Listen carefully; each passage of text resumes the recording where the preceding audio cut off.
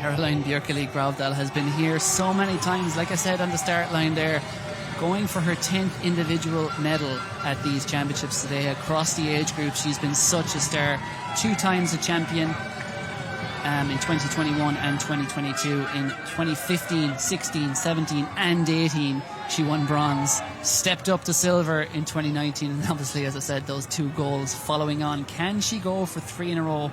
But right beside her, tracking her as she should, is Nadia Baticletti. She's going for 5 consecutive victories in a row at the Eurocross. But that lady there in shot, Caroline Björkeli-Gravdal, is going for 3 in a row at senior level. Tim, something has to give.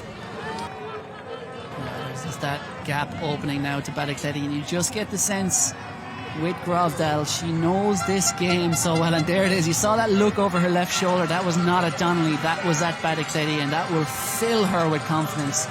She's kind of approaching the halfway point. She's on the 3rd of 6 laps here, and I think she's the real athlete, Baticletti, who she will have been afraid of. And look back the field, back into 5th place. This time it is going to be Caroline Björkeli-Gravdal carrying the Norwegian colours to glory with what is an exhibition of a display. Yeah, that downhill section, that's about the nicest section of the course actually, because it's downhill, a right-hand curve on good ground, good going, and you can really push hard there and enjoy that downhill momentum. Gravdal, if anything, has accelerated. I'll bet you this final 1500 metre lap will have been the quickest of her 4. Looking very, very comfortable indeed. She's got 49 seconds now to spare over Nadia Baticletti in second, who in turn is 6 seconds clear of Abby Donnelly, who looks to be headed for bronze, unless something unforeseen happens there. But what a performance this is. It's been a true display.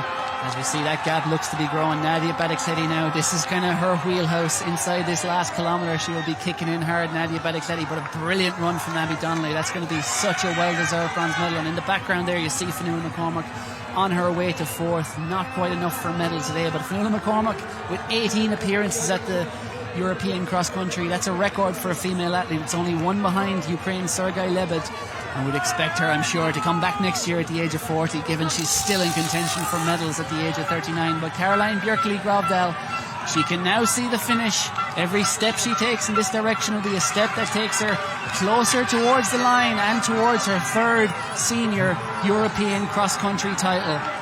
From the gun, she made it tough, and she is tough. She is tough, she is classy, she's courageous, she is already celebrating, and she should luxuriate in this feeling, because at the age of 33, Caroline Björkeli-Gravdal is going to join the greats of not just the European cross-country championships, but the greats of European distance running.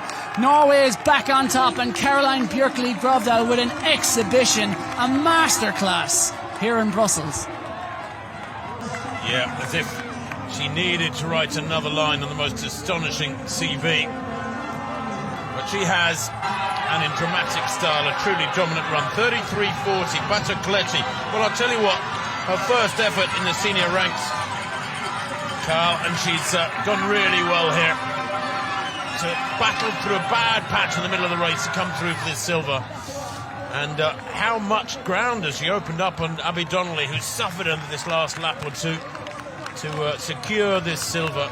A little way back. Underlines the dominance of Gravdal, but it also underlines what a brilliant, characterful silver that is for the Italian.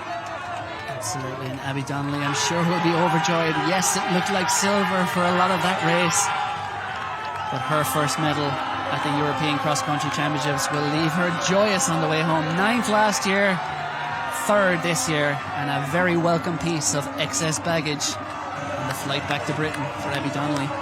It's very fun to take 3 goals in a row. It was my main goal for this race, so I'm very happy.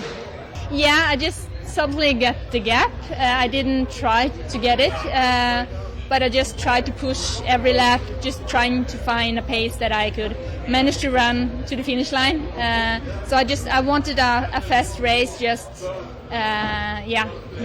go with the pace, so I'm happy. Here we go, the men's 9K gets underway. They don't muck about, do they? Bang, and away they go. No worrying about full starts here. You've got a long way to go, fellas. Just get on with it. I like that. Very businesslike. And it is quick. crazy quick through the first couple of 100 metres.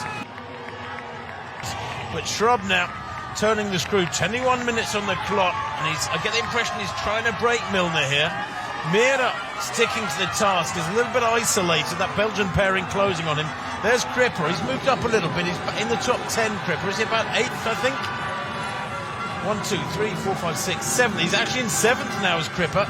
He's got the Spaniard behind him, that's Ugelfen, I think, who's going really well. Red vest left a picture. But that gap is growing, there's no doubt about it. Yeah, for sure. I think this is starting to come down to a two-man race. I don't want to tempt fate. And I think of the two, Jan Shrub is the man who is looking around most, and much like in our under-23 race earlier with Will Barnicott, I don't think he's looking around out of fear. I think he's looking around to gather some information ahead of this final lap, but just identifying, right, where are the big guns? Where are the guys like Crippa? Where are Camelli? Where are the Belgians? And it's starting to boil down to a head-to-head race, unless Mira can produce something, a comeback, but it would need to be something special, because he would not have let that 15-20 metre advantage open if he could at all help it. Shrub leads 28.10 at 8.3 kilometres. Milner 10 seconds down. He's locked in a battle with Mira, the Briton, locked with Mira, the Norwegian, Hendricks of Belgium. Can the Belgians get a medal here? Can they get somebody on the rostrum? And they look like they're heading for team gold anyway. Look at the packing for the Belgians. Heymans and Kamelian 7th and 8th. Getterhorn of Israel and Ukelfen of Spain giving great account of himself here. Heymans is just going through a bad section. He's really suffering. Look at him. Hendricks, his teammate, is closing on him, but as long as they can hold those positions, not lose too much, then Belgium are assured of the gold. And Dalton, the best of the Irish at the moment. It's Jan Shrub who leads this, the battle for the minor medals. There's only a few 100 metres to go. Mira of Norway has rallied. He's battling on. A glance over his shoulder. Henrik Ingebrigtsen further back. Surely has been an inspiration to this young man through his career. But Jan Shrub of France is heading for gold. He has destroyed them over this last lap and a half. It's been a majestic run by the Frenchman. At the age of 27, the European Championship bronze medalist at 10,000 metres last year becomes gold medalist over the country in Belgium this year. It's been a quite fantastic run from Jan Shrub. France have gold in the senior men's race. Mira takes silver for Norway. What a run from him. And Hendricks gets that bronze. And Hugo Milner, after for so much of the race being in medal contention, ends up in 4th place. He must be gutted. Shrub, well, his dominance actually belied by that 3-second margin. He was very, very strong through the final lap. It was a great race today. It's very hard with the mud, but my whole family fan club is here. It's 50% for me. My two coach, Anthony and Dominic, all was here for a good race today. And the first place in the European Championship is a dream for me. Never in the French team one person make the first place. I am very happy, and for the team we have two in the team. The silver medal in the team it's very good for me and for Rick. But at this halfway point, we will get for the first time a really good indication of where the overall lay of the land is, with one man and one woman to come for all the teams. We'll see who's actually out front, and clearly it looks like Britain at the halfway stage are on their way perhaps to a 4th title. Brilliant run this from Morley. She will hand over to, well, it looks like she's handing over to Adam Fogg. They changed their decision. Fogg was due to be on the final leg. We have only seen 2 legs, haven't we? I'm almost getting confused here. We were told Fogg would be on the final leg, but I think Great Britain wanting to really maximise the advantage they've got, because Beth Morley has given them a really decent lead there as they came in for that second changeover. And Fogg here now will pour it on. And Adam Fogg is certainly showing a lot of heart here as he turns into the home straight. About 100 metres left to run, and Kaisa Malanga will be waiting for the final leg. That surface really cutting up now with every race. It's getting thicker and thicker, the mud. As Fogg comes in, he'll hand over to Malanga. She on the final leg. Fogg having done a great job on leg 3. Now, what is that gap? There's Malanga. France have Alexis Millet on this final leg, who is a master. Time and again he's shown it in this mixed relay. He knows how to get this right. There he is in the centre of your shot, waiting. I would be stunned if he doesn't get them up to the silver medal position, as he tends to do. But look out too for the athletes closing from behind. As you said, it's mostly men on these final legs. Bram Andreasen on the final leg for the Netherlands heads out against the French final leg runner. That is, as you said, Alexis Millet. Excuse me, I've been pronouncing it wrong. It's a 3:34 fella against a woman who's run 1:59 for Great Britain up ahead of her, and that's the target. But the target is so far, it's well over a minute. Look at that. It's a huge gap between Great Britain and the chasing teams. You can see it is narrowing substantially now, that lead. And for the first time, Kaisa Malanga looks to be in deep distress. And it is a downhill run to the finish, and you have to watch your footing here. It's lumpy, it's uneven, there's dry patches, there's muddy patches. Kaisa Malanga has to focus like she's never focused before for this next minute to hang on for gold for Britain, because the master of this event, Millet, is on the charge. Malanga looked really to be suffering there. I don't know if she got a yell or a shout from somebody saying, come on, dig deep. But maybe she got a glance, maybe she had to look over her shoulder at the fact that the Dutch and French athletes behind her, both male, are closing fast. She's got a little distance to go just yet, not far. Is she going to hang on? The Brits played their race card on leg 3 with Adam Fogg opening up a massive gap for their quartet. But Malanga now surely is safe, or is she? We can't see the gap at the moment. She's breathing hard, and there is the battle behind, as they've got a target now. It makes such a difference if you've got a visible target to chase, and they are coming back at her, closing with every stride. Malanga now, with how far to go, it'd be great to get some indication on the court side, as Malanga now is being chased down by the Dutchman, Bram Andreasen, and the Frenchman, Alexis Millet. Surely she can hang on, or can she? The crowd's roaring her on, a more difficult section here.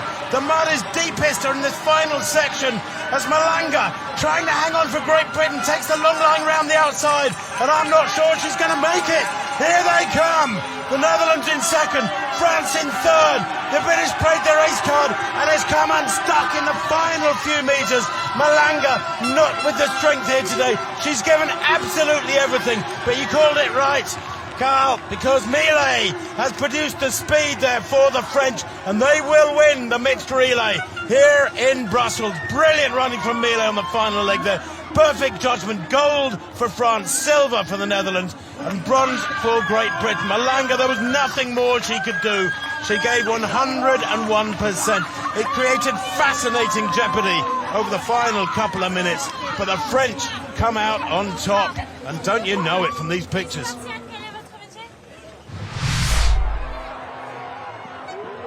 This is the point of the race. They're turning into that final little loop. Probably only about 600 metres left, I think, from here. And Stonier, it's starting to open up, and Bresk, now he's putting the pressure on. Is this decisive? Well, I'll tell you what. My heart says I want a Brit to win for obvious reasons, but Bresk has done so much of the work.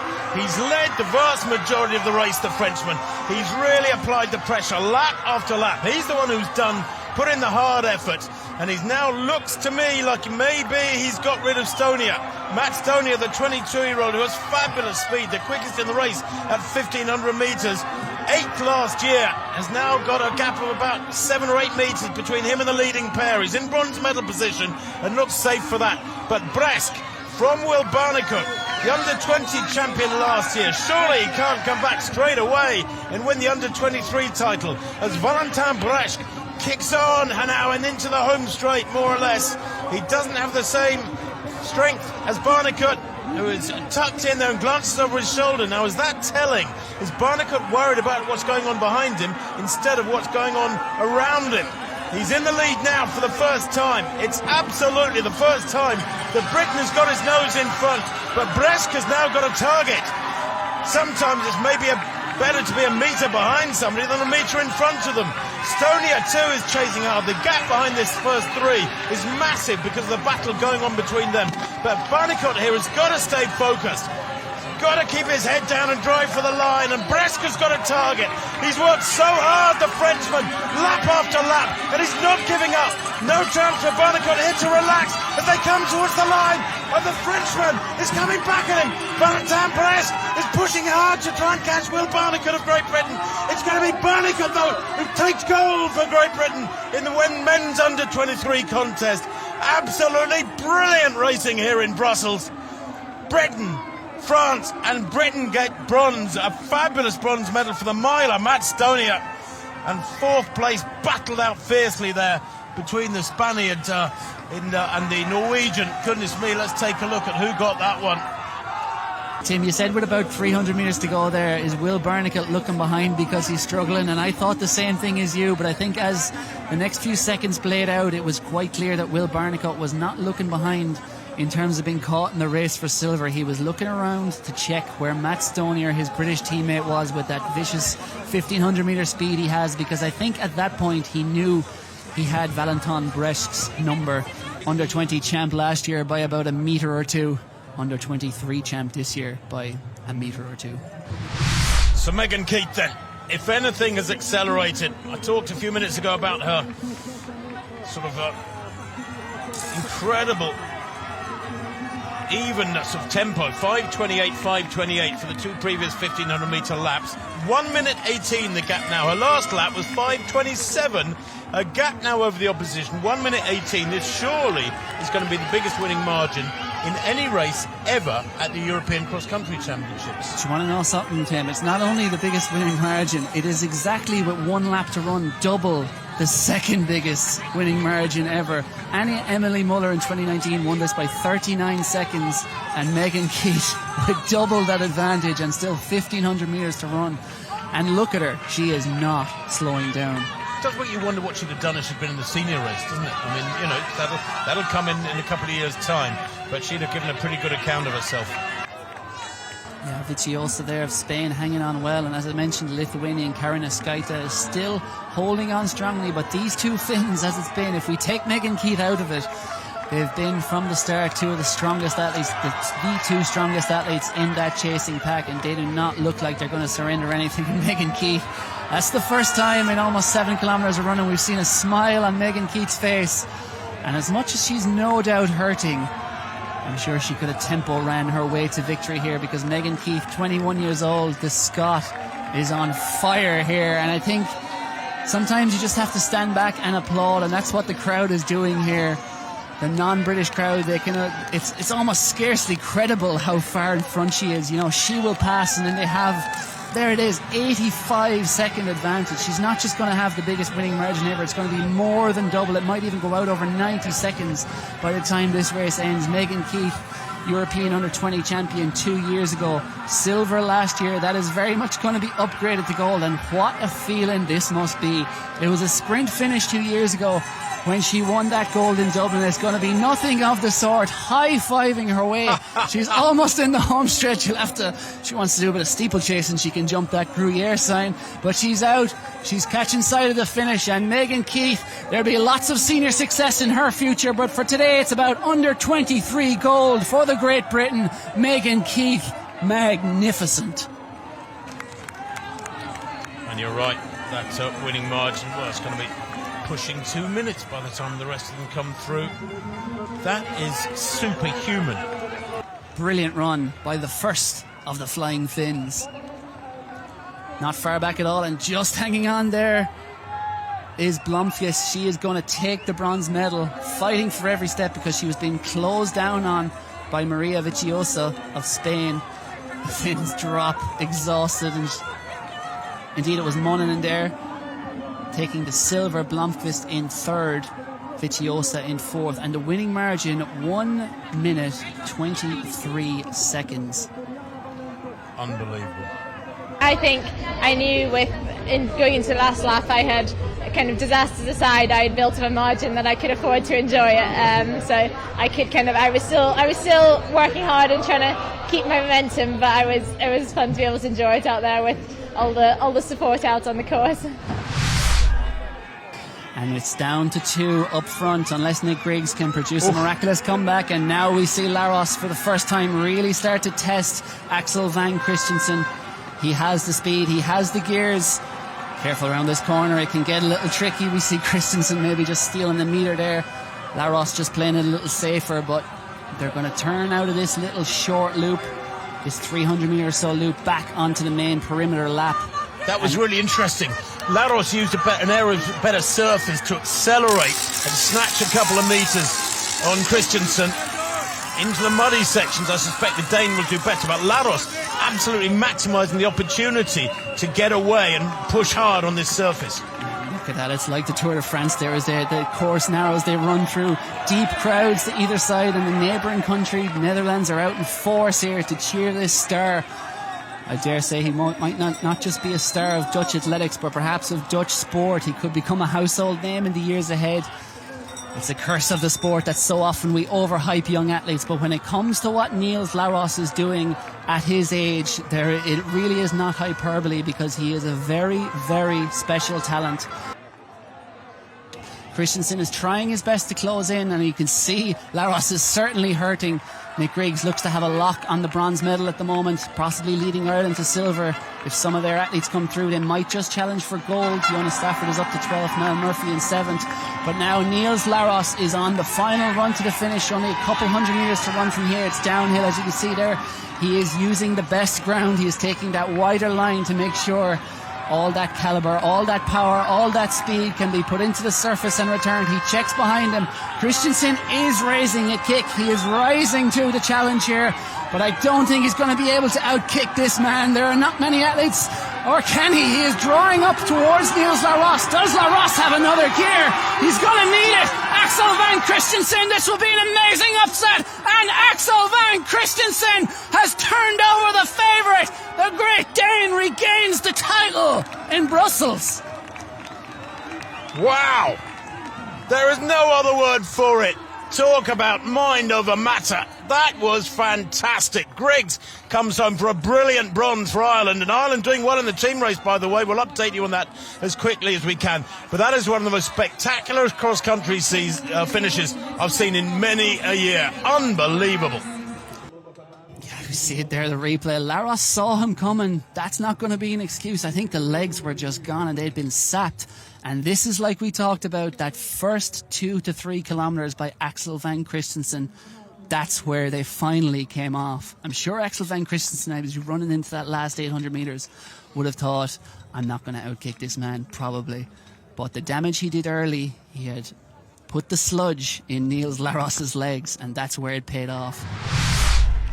Well, Fitzgerald has really poured it on the last couple of minutes. She's added another 20 or 30 metres to that gap back to Lecour, who's in danger of being caught. Now you can see there right of picture, the gold vest of Weiss of Germany closing down on Lecour. Togerson struggling at the moment, back in 4th place, but Fitzgerald is away, coached by Gavin Pavey. And if that surname is familiar to you, well, of course, he's the husband of Joe Pavey, European champion at 10,000 metres, and a great racer from 1,500 to the marathon distance internationally for the last 25 years, Joe Pavey. But Gavin Pavey, down in the West Country of southwest of England, has done a fabulous job to get Ines Fitzgerald prepared for this. 4th last year at the age of 16, and she's storming away now as she hears that bell call for the final lap. 12:50 she goes through. What is the gap back to second?